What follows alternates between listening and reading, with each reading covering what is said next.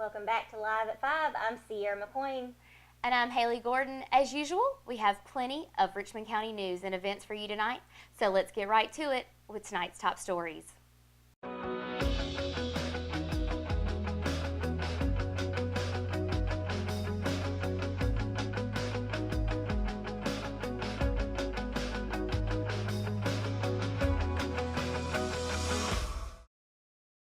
As first reported by First Health of the Carolinas on Tuesday, October 17th, its computer network experienced a downtime event at 2:15 p.m. The immediate shutdown was voluntarily implemented and has continued as a precautionary measure due to a potential threat from a malware virus. The First Health Information System team was quick to discover the malware presence and immediately implemented appropriate security protocols. The process included immediate shutdown of the information system network, with staff initiating standard downtime procedures. Public Information Officer Ellen Cooper and Assistant Public Relations Director Emily Sloan indicated that thanks to the timely action by the Information System Security Team, no patient information or operational database were breached. Thus, no patient information has been compromised, and it would appear that no apparent damage occurred. First Health of the Carolinas offers sincere apologies for any inconveniences and assures that the recovery teams are working tirelessly to remedy the problem. Please refer to the First Health's website and social media pages for current updates. The second annual Hamlet Depot Ghost Tour was held over the weekend. This event featured a walk through the depot and the Tornado Building, which are both supposedly haunted by ghosts. Executive producer Russell Parker was there to find out what sort of spirits lurked at the train station. It was a cold and quiet night in Hamlet, a spectacular evening for those in attendance of the Hamlet Depot Ghost Tour. With a cell phone in hand, everyone became a ghost hunter, and their mission was to make contact with spirits who never took the train to the afterlife. Depot Director Stephanie Thornsberry had another goal in mind during the event. Myself and another tour guide are walking with the groups and talking about the history of the museum, what the building used to be, what the rooms used to be, and talking about the different exhibits that are in there as well. So we're incorporating a lot of the history of the museum into the ghost tour. While walking through the building, attendees were treated to hearing the history of the 120-year-old train station, from the segregation of waiting rooms to a fascinating layout of the city of Hamlet in the 1920s, every piece carefully handcrafted by one man. Even a locked vault that has never been opened was part of the tour and possibly even haunted. Attendees pointed ghost hunting gizmos at the sealed metal box and picked up readings, while their phones picked up traces of energy surrounding it. Cell phones were the main tool in picking up readings. This specific app could tell you what the other side is trying to say to our world. And some of the results our group got were spot on with the things the lead investigator Lori Carter said prior to the start of the tour. This has been an amazing experience, one, because of the size of it. This is an amazing place that's been restored, still active, and just the history in it. When asked about holding another ghost tour, Stephanie Thornsberry says she has high hopes for more in the future. We're hoping to continue to expand it throughout the years. We want to definitely make this an annual event, possibly do it twice a year. For the Richmond Observer and Live at 5, I'm Russell Parker. Although the ghost tour is over, tours about the history of the Hamlet Depot can still be arranged by calling 910-582-0603. Two local students found success at the NC State Fair Livestock Show this week. Richmond Early College senior and 4-H'er Coleman Lee Berry represented Richmond County well and walked away with 2nd, 3rd, 4th, and 5th place finishes in the showing of his Weather meat goats. 3 years ago, Coleman Berry was able to get his sister Ava interested in showing. This year, Ava placed first in her class with a doe kid and also received a pin for doe showmanship. New Horizons Life and Family Services held its annual vigil on Monday at the old courthouse building in downtown Rockingham. The vigil honored victims who have lost their lives to domestic violence. Attendees to the vigil were informed that this year alone there have been 62 domestic violence-related deaths in North Carolina, 3 of being in Richmond County. New Horizons Life and Family Services is located at 801 East Broad Avenue and offers free and confidential services to Richmond County constituents. North Carolina Governor Roy Cooper has proclaimed October a Domestic Violence Awareness Month in the state of North Carolina and encourages citizens to raise awareness of the prevalence of domestic abuse, foster supportive communities where all people feel safe in all aspects of their lives, and help survivors recover, heal, seek justice, and thrive. The 24-hour crisis hotline for New Horizons is 910-997-4840, or the main office can be reached at 910-997-4448 during regular business hours, Monday through Friday from 8 a.m. to 5 p.m. On Tuesday, October 31st, which is of course Halloween, Robberdale Baptist Church in Rockingham will be hosting a carnival-themed fall fest with games including Go Fish, Ring Toss, Cornhole, and Balloon Pop. There will also be a photo booth, story time, and over a dozen stations for children and families to enjoy. In the fellowship hall, the church will be serving homemade soups, hot dogs, chips, and hot apple cider. And of course, there will be lots and lots of candy. We'll be right back after these messages from Live at 5 and the Richmond Observer sponsors. At Richmond Community College, we can prepare you for a high-skill, high-paying career in a variety of fields. From business to education, engineering, utilities, healthcare, criminal justice, information technology, and human services. At Richmond Community College, we can save you thousands of dollars on tuition through our university transfer programs that provide a seamless transition to universities and colleges throughout North Carolina. At Richmond Community College, we are always developing new courses and programs in response to the communities we serve. We offer day, evening, and online courses, and you can now complete 5 curriculum programs entirely online. At Richmond Community College, we believe in helping you prepare for a better life.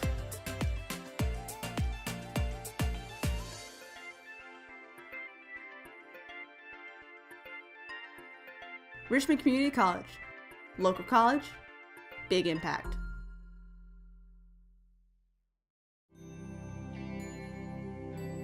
With hospice, you guys just outdo yourselves every day.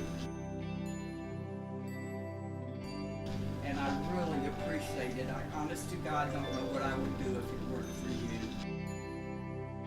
The things that you do, I'm in approval of. And thank you. I don't know what else to say other than thank you.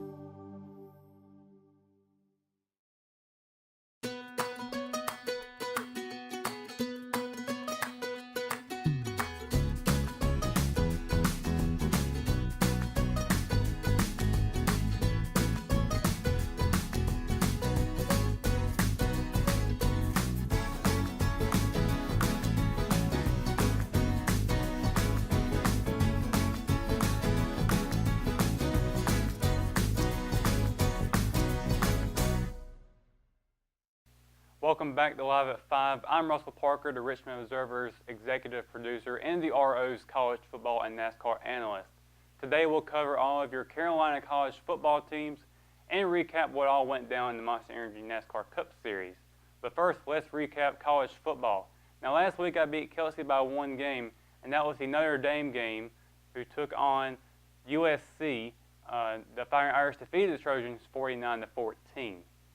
Penn State defeated Michigan 42-13, and Miami beat Syracuse 27-19. Now moving on to North Carolina teams as I promised. Pittsburgh defeated Duke 24-17, and number 14 Virginia Tech defeated North Carolina 59-7.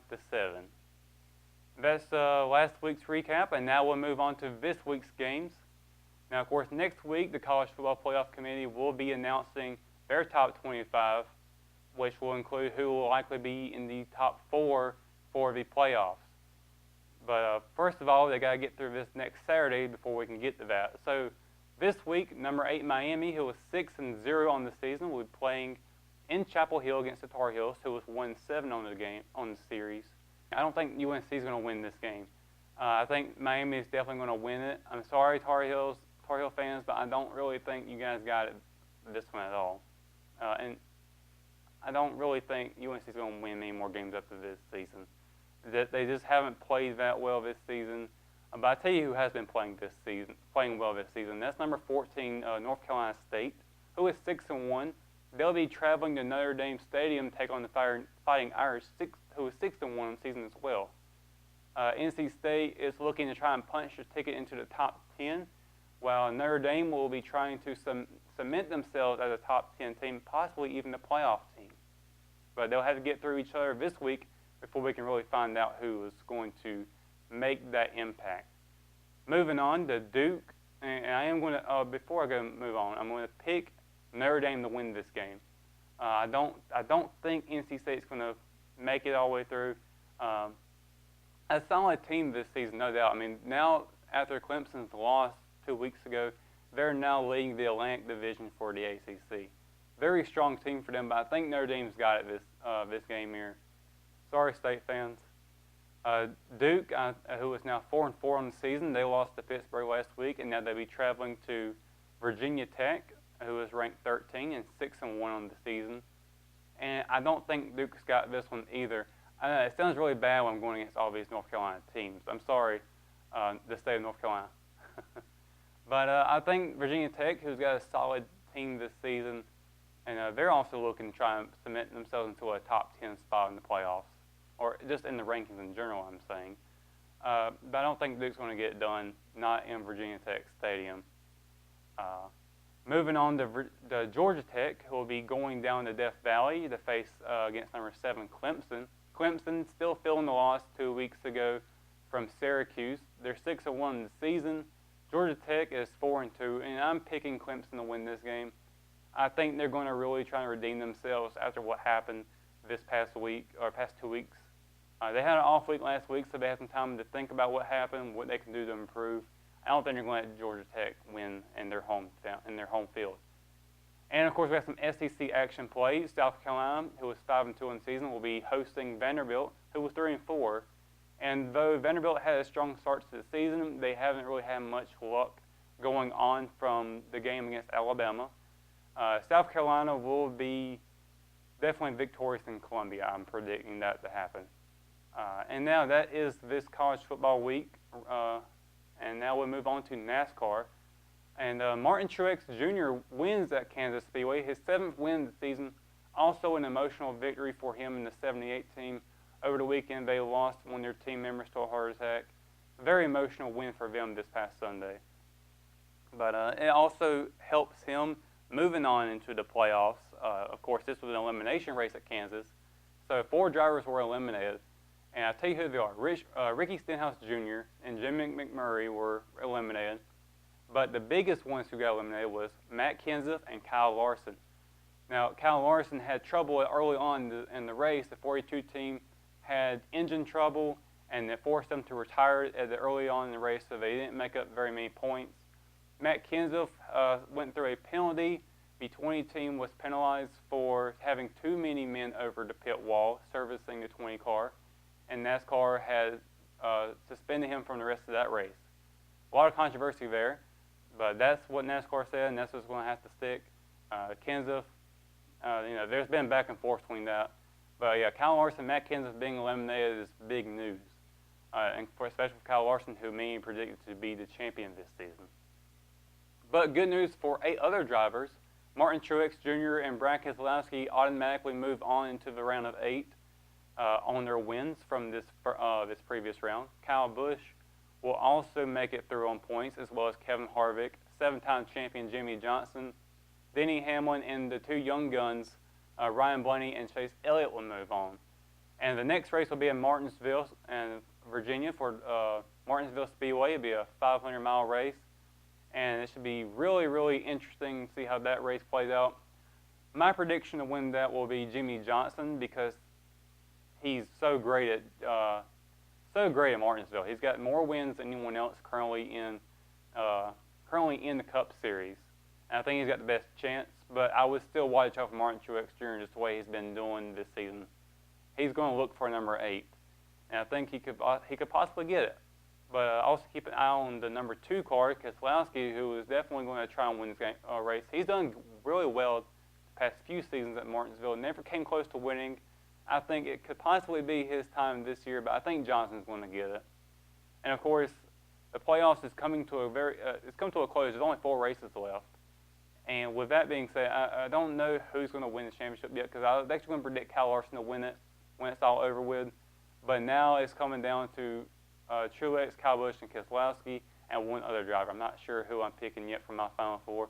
But we'll see in the next 3 races, because they'll go to Martinsville, then to Texas, then to Phoenix, and then 4 more drivers will be eliminated. In the final 4 of those, they call it the championship 4, they will go on to Homestead Miami Speedway, and all of them will race for that championship. So it will be very interesting to see how it plays out. But that is it for the NASCAR and college football wrap-up. I am Russell Parker for the Richmond Observer. Thanks for watching, and we'll be right back from a word from our sponsors.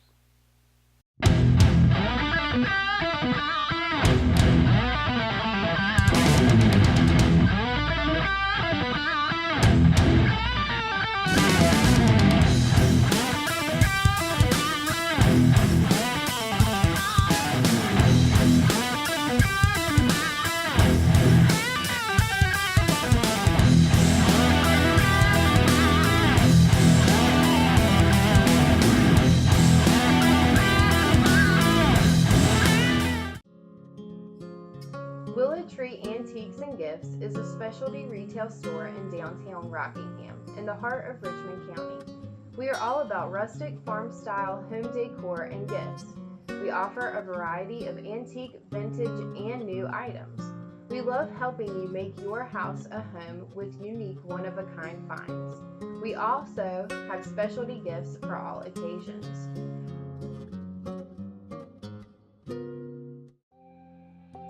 Family Pharmacy has been serving Richmond County since April 2007, and we have enjoyed getting to know our customers since then.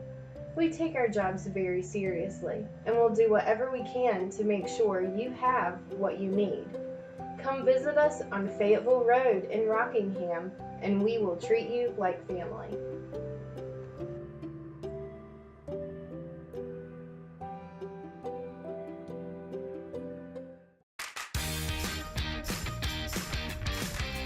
I'm Kelly. I worked at Champion 4 for 2 years. 6 years. 3 years. 1 year. I've been at Champion Ford for 13 years. 1 whole year. 15 years. I'm Jamie and I've been at Champion Ford for 12 years. I've been here 8 years. Champion prices, champion service, champion experience. Get treated like a champion today at Champion Ford. Just down the road from our prices, championfordlincoln.com. We are Champion Ford.